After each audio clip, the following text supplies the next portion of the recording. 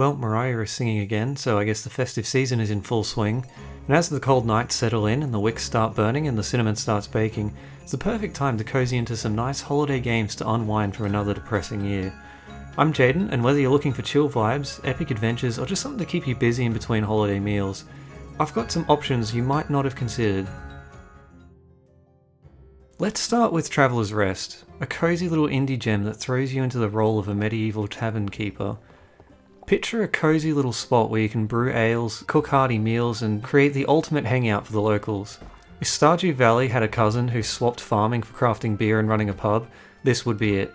It's charming, laid back, and unexpectedly addictive. There's a weirdly satisfying rhythm to this game.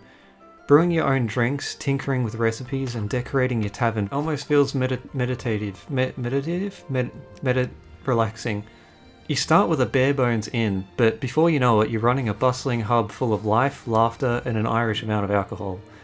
And that feeling when the doors swing open and the customers start pouring in, it scratches an itch I didn't even know I had. And plus, it has co-op, so grab a friend and tackle the chaos together, splitting tasks like cooking, brewing, and serving patrons. It's got that overcooked level of energy, but without the stress and loss of relationships.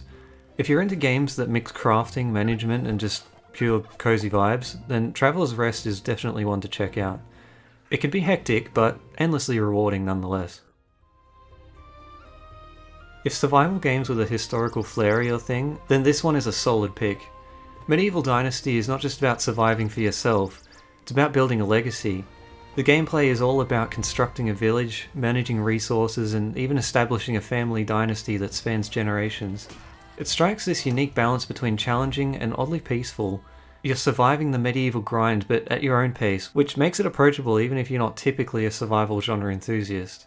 Now, while it might look similar to your standard survival fare at first glance, it brings just enough new ideas to stand out. Managing not just only your character's needs, but those of an entire village adds a layer of depth and strategy you don't often see outside of top-down management sims. Ensuring everyone's fed, warm, and not otherwise dying feels rewarding without being overwhelming. It's definitely more chill compared to the chaos of Valheim or the nerve-wracking tension from the forest. As well, co-op mode is in full swing now, which is a great plus in a game where different tasks, like hunting, managing inventories, and building, can suit each player's preference. It's one of those games where the teamwork feels natural and satisfying, letting everyone contribute in their own way. If you like survival games but want something with a slower burn and a bit of strategy, this one's worth trying out. Next up is Pacific Drive. Now, this is one of those games that sneaks up on you, not just with its eerie vibe, but also with how tense and engaged it makes you. You probably won't even notice how tight you're clenching them until you take a break. It's an adventure for those who love exploring and road trips with a side of adrenaline, navigating the beautifully unsettling landscapes of the Pacific Northwest. Strange anomalies and bizarre phenomena keep things fresh, but your survival hinges entirely on your car, which feels more like the real star of the show and you're just a passenger along for the ride, which makes sense, I guess. But what makes Pacific Drive stand out is just how much personality they've packed into that rust bucket on wheels. Caring for it, prepping it, and gradually upgrading it feels like looking after a dear friend rather than just some tool to get from point A to point B. Everything you do, every resource you gather, and every risk you take is ultimately for the car's sake. And far out, limping back to your garage with the doors half gone and the engine coughing like a Volvo on a winter's morning is a special kind of satisfaction. That made it by the skin of your teeth feeling is the heart of what makes this game special. And I think if you're into games like Subnautica, I'd say Pacific Drive hits a similar nerve. Sure, they're not the same genre exactly, but both offer that thrilling mix of let's see what's out there curiosity, and that feeling of oh no, am I going to make it back alive? If you loved one, then there's a good chance the other will scratch the same itch, but in its own weird and wonderful way. Now, imagine if Stardew Valley, to use as an example again, and Rune Factory had a magical baby. That would be Sunhaven. It blends cozy farming with high fantasy elements, making it ideal for players who want both relaxation and adventure. You can cultivate crops, fish, and build relationships with townsfolk, but the game's presence of magic and a fantasy setting adds a fresh twist. You can choose from 7 races, like humans, demons, angels, and other weird things, with each offering unique abilities that influence gameplay. And whether you're fighting monsters, casting spells to water your crops, or romancing cute NPCs, there's always something to do. Well, usually there's always like 10 things to be doing, and keeping on top of all of them will keep you busy for endless hours. The world is vibrant too, filled with colourful visuals, a massive amount of dialogue, diverse characters.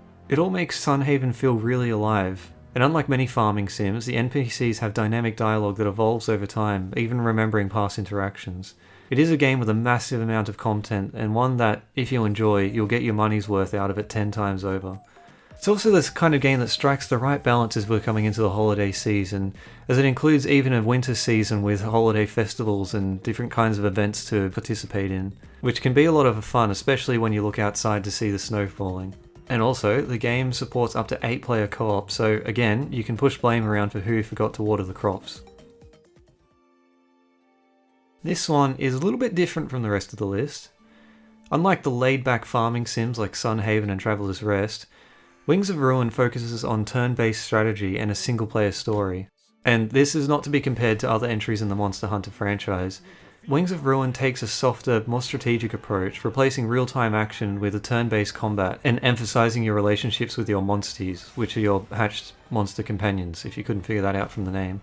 Think of it as Pokemon meets Monster Hunter, with a vibrant anime-inspired aesthetic and plenty of customization for your team of creatures. The gameplay involves exploring lush environments, collecting monster eggs from dens, and raising your monsties to create a personalized team.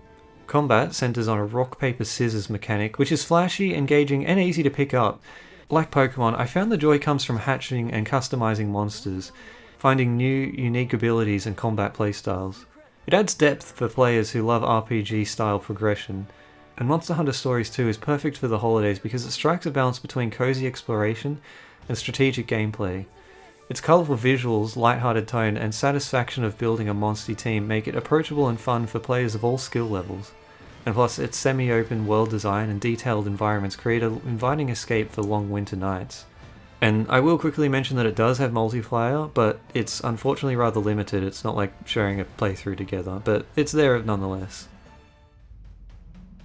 Next, we've got My Time at Sandrock, which stands out in a crowded genre of cozy farming sims by leaning a bit more into the grit and adventure. Unlike Traveller's Rest or Sunhaven, which offer a more laid-back experience with a focus on farming and relationship building, Sandrock ups the ante with its desert setting and survival mechanics. Here you're not just tending crops, you're scavenging through ruins and battling hostile creatures, and dealing with the harsh elements of the desert. The stakes are higher, but the game still maintains that relaxing, low-pressure vibe that makes it so engaging. But what really sets it apart is its crafting system, which feels more like a core gameplay loop than a side activity. You're not just crafting tools for yourself, but machines that directly contribute to rebuilding your town, giving everything a sense of purpose. Plus, the dynamic NPCs with their ever-loving dialogue make the world feel alive, offering a deeper connection than most other farming sims where the interactions can sometimes feel repetitive. And then there's also Sandrock Online, which turns the game into a co-op experience. And while My Time at Portia and My Time at Sandrock are more of a solo journey, Sandrock Online invites you to work with friends to tackle challenges together, perfect for fans of co-op crafting games where shared tasks and cooperative chaos takes center stage. And at last we come to number 1, which is a bit of a special one and quite different than what you might have expected from this list. Hogwarts Legacy is the perfect game to dive in over the holidays, as it nails that kind of atmosphere that you want from a festive season. And while it certainly caters to fans of the Wizarding world, the game's expansive open world, solid RPG mechanics, and brilliant sense of atmosphere make it accessible and enjoyable for anyone who loves fantasy adventure. And while yes, this one is different from the rest on the list, I think it's the one most worth considering if you haven't already. And don't just give it a skip because you're not a Potterhead. I think a lot of people gloss over it because of the Harry Potter IP, but honestly, I'm not a big Potter fan myself. I saw the movies, but never cared an ounce for it beyond the credits. And that being said, Hogwarts Legacy was honestly one of my favourite games I've played the last few years, and one in an extremely small list of games I've 100%ed. And this is down to it just absolutely nailing what it is and meant to be. The atmosphere is so on point that it doesn't matter if you're not a Potter fan or not. The game so wholly sucks you into its world that it feels as though you can enjoy and engage with the experience as much as the biggest Potter fan. Now, it's set long before Harry's time, and lets you step into the shoes of a young wizard with unique abilities, learning and growing through a compelling story that blends magic, exploration, and mystery. As I keep saying, the atmosphere is really one of the game's strongest suits. From the moment you enter the magical halls of Hogwarts to the wide open spaces of the Forbidden Forest, the world feels not just alive, but authentic to its own sense of individuality. The game's rich attention to detail really pulls you into its universe, as you're brewing potions, casting spells, and exploring a beautifully designed world that's bursting with magic. The combat I also really enjoyed. It's fluid and satisfying, with spell combos and a variety of magic that keeps things exciting. But what makes Hogwarts Legacy stand out, especially for non-fans, is how much it leans into being a top-tier fantasy RPG rather than just a Harry Potter game. The story is full of twists and turns, the character customization is robust, and there are plenty of activities to keep you busy, like puzzle solving, broomstick racing, and dueling, among others. And even if you've never read the books, like I hadn't, or seen the movies, the game does a fantastic job of setting you up in the world without needing any prior knowledge. And not to mention, like Sunhaven, Hogwarts Legacy has its own presence of a festive season within, so when that time comes around and the decorations are going up and the snow is falling, I really can't think of a better game to be enveloped in than this. So whether you're a Potterhead or just someone looking for a solid RPG to lose yourself in over the next few weeks, Hogwarts Legacy is a magical way to spend your holiday. It offers something for everyone: great combat, rich exploration, and a sense of wonder that's tough to match. And if there was one game I wish I could experience for the first time again in front of a fire with a hot chocolate, it's this one. And that's that, my personal top 7 games to play over the holidays. Whether you're building villages, brewing potions, or battling monsters, I think there's something here for everyone. But let me know in the comments which game you'll be playing this season, and whether it's one of these or maybe not. Perhaps there's a hidden gem you know of that I could dive into. And if you did enjoy this, I would really appreciate a subscribe and a like, as I'm planning to keep the content coming. So anyway, thanks and catch ya.